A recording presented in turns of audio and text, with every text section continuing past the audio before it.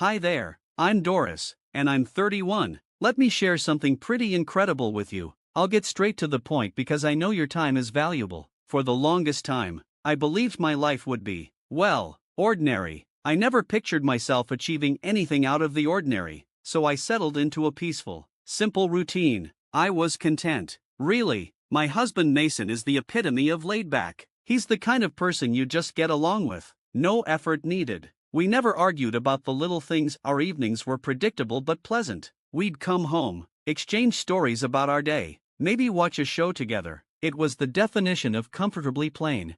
Then there was Melissa, my mother-in-law. Contrary to what you might expect, she wasn't the villain of the story. In fact, I was grateful for her. She was warm, kind, and welcomed me like I was her own. We'd chat over coffee, go shopping, and share family recipes that I cherished. But eventually, that simple life started feeling a little too small. Approaching my late 20s, each day felt the same, and I found myself yearning for something more. My job wasn't terrible, and my life wasn't unhappy, but there was this nagging feeling that I was destined for something bigger. The world was changing, remote work, online businesses, people living life on their own terms, and there I was, stuck in my cubicle, doing the same thing every day. I didn't have grand ambitions to change the world, but I wanted more from life, more from myself. I wanted to see what I could accomplish beyond the confines of a 9-to-5 job. So, I started dreaming. I imagined a life where I could work online, independently, and explore different paths. This wasn't about escaping my job, it was about finding a passion that truly excited me.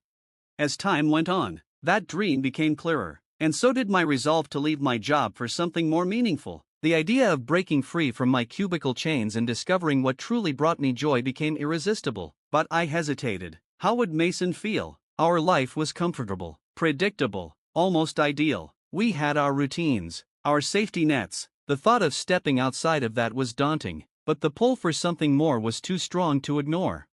I didn't want to risk our financial stability or disrupt the harmony of our life over what some might consider a fleeting whim. Yet, the more I thought about it, the clearer it became. This wasn't just a passing feeling, it was a deep, calling desire. I couldn't just push it aside. So, one evening after dinner, I gathered my courage for a heart-to-heart with Mason. We settled onto the couch, our usual spot for talks, and I took a deep breath before speaking. Hey Mason, can we talk? Of course, Doris, what's on your mind? It's about my job. I've been feeling trapped. I'm not unhappy, but I crave something more. Something different. Different? How do you mean? I've been thinking about leaving my job to explore something new. I'm not exactly sure what yet, but I feel this strong desire to find something that truly excites me. Doris, if this is something you need to do for your happiness, I'm behind you all the way. We'll figure out the details as we go. Really? You're not worried about the money or anything? Not at all. We can work through the finances together. I'd love to help brainstorm ideas with you. I couldn't believe it. You're incredible. I love you so much. I love you too, Doris. We're in this together. With Mason's support, we started exploring possibilities. I was drawn to the idea of starting my own business, maybe selling my crafts and artwork online. The future was uncertain, but with Mason's encouragement, I felt more determined than ever. Everything seemed to be falling into place. But then, life threw a curveball. One afternoon, I was sitting with Melissa over lattes during one of our regular catch-ups. The conversation was flowing, but I knew I had to bring up the decision that had been weighing on me. Melissa, there's something important I need to talk to you about. It's a big change I'm considering. She looked at me with concern. Oh dear, you know you can talk to me about anything. What's on your mind? Well, I've been thinking about my job a lot lately, and I'm considering quitting. Melissa's expression shifted slightly. That's quite a thought, dear. Are you sure you've thought this through completely? Yes, I've discussed it with Mason, and he's fully behind me. I just feel like I need a change, something that brings me more satisfaction, more purpose. I explained my thoughts, hoping for her understanding, but Melissa's reaction was far from what I had expected. Doris, this sounds incredibly self-centered, she said, her voice sharp. You have a steady job, a loving husband, and a life many would envy. Why would you want to give all of that up on a whim? The people around us in the cafe looked just as taken aback by her outburst as I was. I hadn't anticipated such a strong reaction. especially from Melissa, whom I always thought of as supportive and nurturing. Her words stung like a slap in the face. I'm not trying to be reckless, I replied, my voice trembling. I just want to find something that makes me happy, something meaningful. I don't understand why you're so against this. You're married, Doris, she shot back. You should be thinking about your family, not chasing after unrealistic dreams. It's possible to care for my family and still pursue my dreams, I countered, the words coming out more forcefully than I had intended. I won't neglect my duties. Well, you better figure out how. Then, she snapped, because as it stands, you're about to make a huge mistake. Frankly, I'm disappointed. The rest of our coffee meeting was painfully quiet, the air thick with tension. Her words echoed in my mind, planting seeds of doubt that I couldn't shake off. Returning home, I felt heavy and confused. I couldn't wait to talk to Mason about what had happened. Mason, you won't believe what happened when I told Mom about my plans, I began, sinking into the couch beside him. She was furious, accused me of being selfish, saying I was neglecting my responsibilities as a wife. Really? Mason said, clearly shocked. I thought she'd be supportive, maybe even excited. What exactly did she say? She called me selfish. She said I was making a huge mistake and insisted I should prioritize being a wife above everything else. Are you serious? That's so unlike her. Doris, don't let her reaction stop you. What matters most is that you're happy and fulfilled. But what if she's right? I asked, the doubt creeping into my voice. What if I am being unreasonable? Maybe I should just forget the whole idea. No, Mason said firmly, taking my hand. You've been feeling this way for a long time now. This isn't just a passing phase. Your happiness and fulfillment matter.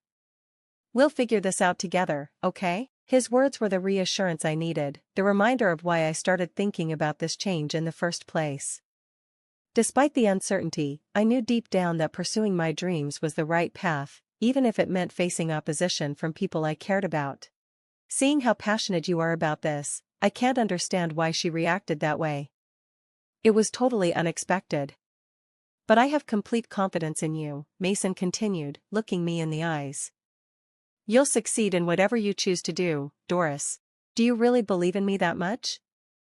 I asked, feeling a rush of gratitude. Absolutely, he replied. You're incredibly talented and adaptable. Even though you're not sure exactly where you want to go yet, I know you'll make it work. His faith in me meant everything. Thank you, Mason. Your belief in me gives me so much strength. I'm going to prove to your mom, and anyone else who doubts me, that I can turn this dream into a reality.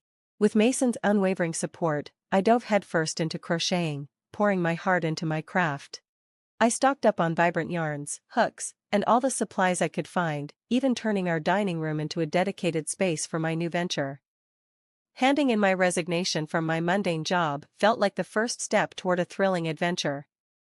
My days were filled with crafting scarves, hats, keychains, home decor, and blankets.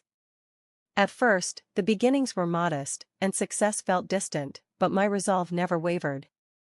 Over time, my confidence in my crochet abilities grew, and I began to develop unique patterns. Launching an online store on Shopify was a significant milestone, and the positive feedback and sales that followed confirmed that I was on the right path. However, any hope that my success might soften Melissa's stance was quickly dashed. Our relationship hit a new low when she came over to use our laundry machine. Upon seeing my crochet projects scattered around the dining room, her reaction was one of outright disdain.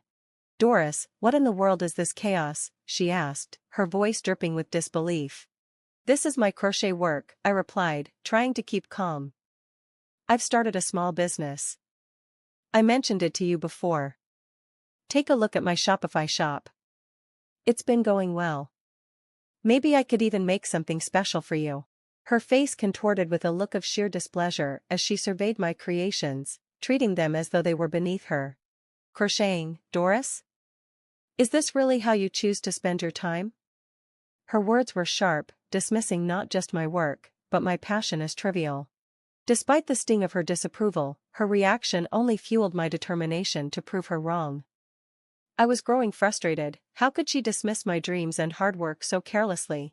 Look, I'm exploring a new path, something that truly excites me, I said, my voice shaking with emotion. If you can't offer your support, maybe it's best if you leave. The words slipped out more from hurt than anger, but Melissa's reaction was immediate and intense. A barrage of insults followed, leaving me stunned. Here I was, in my own home, being treated with utter disdain. How dare you suggest I leave? I came here to help, and this is the thanks I get, she yelled. Help? Your words aren't helpful. They're downright hurtful. I retorted, frustration clear in my voice. And just how successful has this new venture of yours been? How much have you earned? She demanded, skepticism painted on her face. I hesitated, my pride wounded, before admitting, I've made about $1,350 so far. Her laughter in response was like a slap in the face. Only $1,350, Doris? You're fooling yourself. It's time to stop this folly and get a real job. That's not an option anymore, I said firmly. I've resigned from my job. The mix of defiance and dread in my voice was unmistakable. Her reaction was pure shock and anger, as if I had just announced the unthinkable. Her demeanor shifted into something foreign and intimidating. You quit your job without consulting me? That's the height of irresponsibility, she spat. I wasn't aware I needed your approval to make decisions about my own life, I shot back, the tension thickening between us. The situation escalated quickly, with Melissa throwing my crochet projects to the floor in a fit of rage. That was my breaking point. Enough, Melissa. You need to leave now, or I'm calling the police. I had never felt such anger, but I knew I had to defend my dreams against anyone who tried to belittle them. Melissa hesitated, perhaps thinking I was bluffing, but the determination in my stance was clear. Reluctantly, she left, but not without one last insult. You're a failure as a mother and a wife, and you'll never be good enough for my son. The words stung deeply, leaving a wound that wasn't easy to ignore. I stood there, shaken and overwhelmed by a mix of anger, frustration, and hurt. When Mason came home that evening, he found me in emotional turmoil, visibly shaken by everything that had happened. Mason spent the rest of the day defending me in a heated phone conversation with his mom, who had tried to sway him to her side after storming out of my house. But Mason, ever the supportive partner, stood firmly by me, rejecting his mother's baseless criticisms. You wouldn't believe the kind of day I've had, Mason said as he entered. Mom's been on the phone throwing accusations at you. It's been surreal. I couldn't understand why Melissa was acting this way. As Mason and I sat down to discuss the situation, I shared the details of her most recent visit, pondering whether her animosity might be rooted in jealousy over my growing passion. The thought was unsettling. Why would your mom act so spitefully? I asked, struggling to make sense of it. It's like she's determined to bring me down. Mason, caught between his loyalty to his mother and his support for me, was visibly torn. When I mentioned jealousy, he hesitated. I don't know, Doris. It seems far-fetched, but I'm struggling to find another explanation. He admitted, uncertainty in his voice. Ultimately, he suggested some time apart might help cool things off between me and Melissa, hoping that distance could soften her attitude. Maybe you're right, I agreed, but I knew that no matter the explanation, I couldn't let her negativity take root in my life.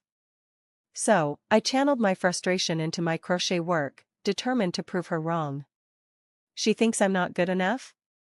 I'll show her. I'll show everyone just how wrong they are, I vowed, pouring my energy into the craft. And it paid off. My crochet business, aptly named Not Your Average Creations, was thriving. My online store, website, and loyal customer base were growing steadily. I even introduced crochet starter kits, which quickly became a hit with beginners eager to try their hand at the craft. The success exceeded my wildest expectations, with monthly earnings of $77,000 and the prospect of even more growth. I planned to expand my team, and Mason, the kids, and I were all ecstatic. My dream wasn't just alive, it was thriving. I had proved that passion and hard work could turn aspirations into reality. Then, an incredible opportunity came my way. A wealthy client expressed interest in investing in my business, a moment that felt like the ultimate affirmation. Not only had I proved my doubters wrong, but I had built something truly special. The excitement was overwhelming, as the potential for growth felt limitless. But just when things seemed to be going perfectly, Melissa appeared again. This time, her anger was even more intense. She stormed into our home, her eyes blazing at the sight of my crochet projects scattered around. With no warning, she slammed divorce papers down on the table. Divorce papers. She claimed my silly hobby was tearing our family apart. My heart raced as I stared at the papers in shock. Mason, ever my defender, was equally stunned. Melissa's demand for a divorce over something I loved doing pushed me to my breaking point. With a firm resolve, I stepped forward, facing her. Quitting my thriving business is not an option, I told her, my voice steady. Not now, especially with an investor on board and the potential to make $162,000 a month by year's end. At the mention of that figure, Melissa's face shifted from fury to mortification.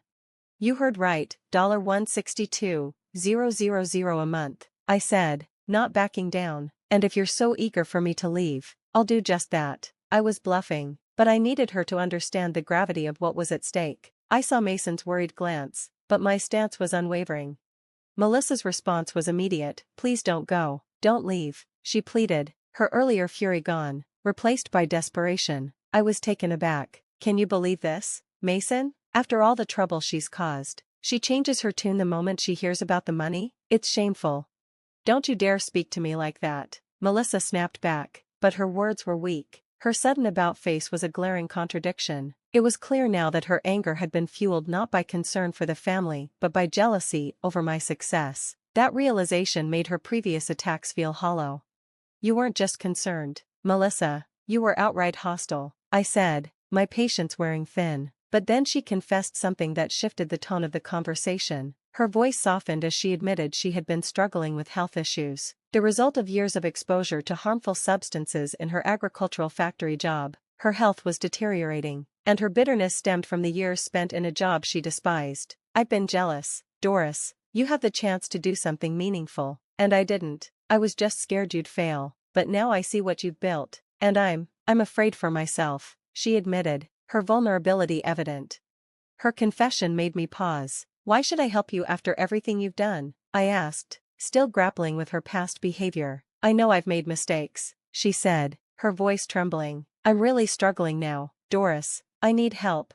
Mason, sensing the emotional weight of the conversation, suggested it was time for her to leave. We needed space to process everything. Melissa left, her eyes brimming with tears, and though I was angry and hurt, I couldn't ignore the guilt that gnawed at me. That night, Mason and I talked. He was torn, hurt by his mother's actions, but also sympathizing with her plight. Ultimately, the decision was mine. Melissa's past actions didn't excuse her behavior, but her situation made it hard to ignore. I knew I wasn't obligated to help her, but the thought of denying her what our children could benefit from having their grandmother around longer didn't sit well with me. After some reflection, I decided to offer her help, but on my terms. She needed to understand that respect and support were earned, not entitled. It wasn't a decision I made lightly, but I knew it was the right choice for me and my family. It was a small form of retribution, a reminder that actions have consequences, but it also offered a path toward healing and reconciliation.